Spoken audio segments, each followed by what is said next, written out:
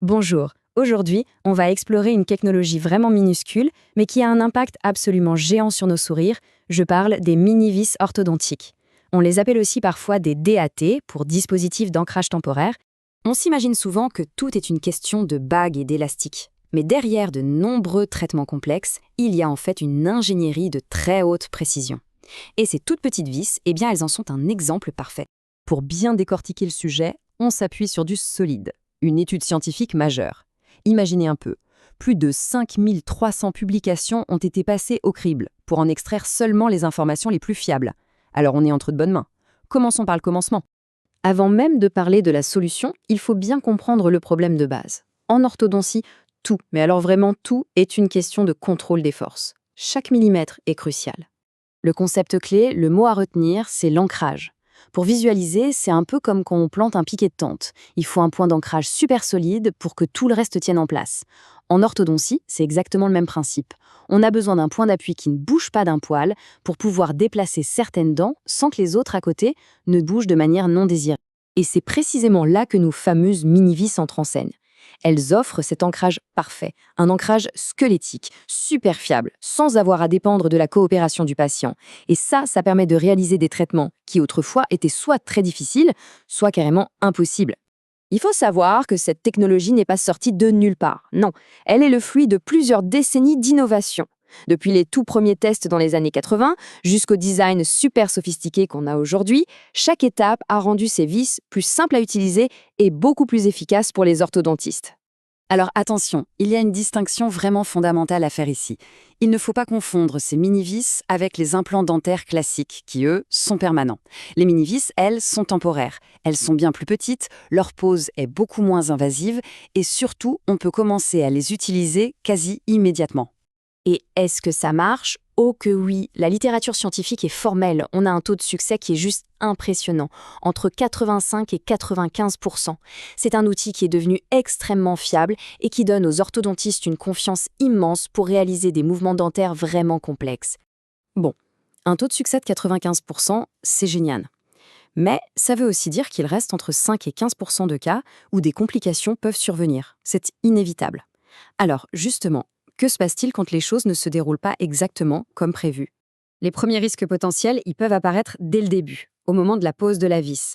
C'est une phase chirurgicale et même si elle est minime, elle demande une précision d'horloger.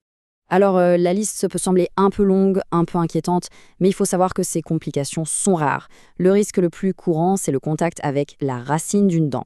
Mais il y a aussi des risques liés à la proximité de structures comme les sinus ou les nerfs. Le plus important à retenir, c'est que pour chaque cas, il existe un protocole de gestion très clair et bien défini. D'accord. Une fois que la vis est en place et que les forces orthodontiques sont appliquées, eh bien, d'autres types de soucis peuvent potentiellement apparaître. La stabilité de la vis, c'est absolument crucial. Une force trop importante peut parfois la faire se desserrer ou, beaucoup plus rarement, la fracturer. La recherche a aussi montré qu'elle pouvait bouger un tout petit peu, ce qu'on appelle une migration, d'environ 1 millimètre. Mais ça, c'est un facteur que les cliniciens anticipent dans leur planification. Et puis, il ne faut pas oublier tout ce qui se passe autour de la vis.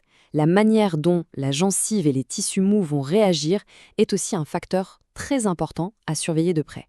Et là, on a un exemple concret qui montre comment la technique du praticien peut absolument tout changer. Ce graphique, il est très parlant. Il montre que l'angle d'insertion de la vis a un impact direct sur le risque d'irritation de la joue. Avec un angle faible, on voit que le risque de lésion grimpe en flèche. On parle de presque 7 fois plus de risques. C'est un détail technique, mais avec un impact énorme sur le confort du patient. Face à ces risques, la clé, ce n'est évidemment pas d'éviter la technologie, mais de la maîtriser à la perfection. La prévention et la bonne gestion des imprévus sont vraiment au cœur de la pratique moderne. Cette citation de l'étude, elle résume parfaitement la philosophie à adopter. Le succès, il ne dépend pas seulement du geste chirurgical en lui-même, mais de tout ce qui se passe avant.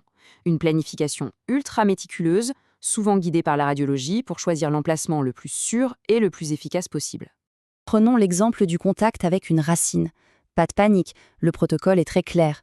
On retire la vis, tout simplement. Dans l'immense majorité des cas, le corps fait le reste du travail et la racine guérit toute seule.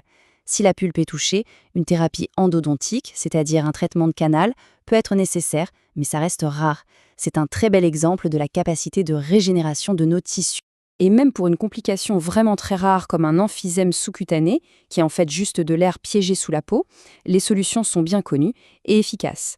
On applique un protocole tout simple connu sous l'acronyme RICE, repos, glace pour réduire le gonflement, compression et élévation de la tête. C'est une approche standard pour gérer ce genre de petite inflammation.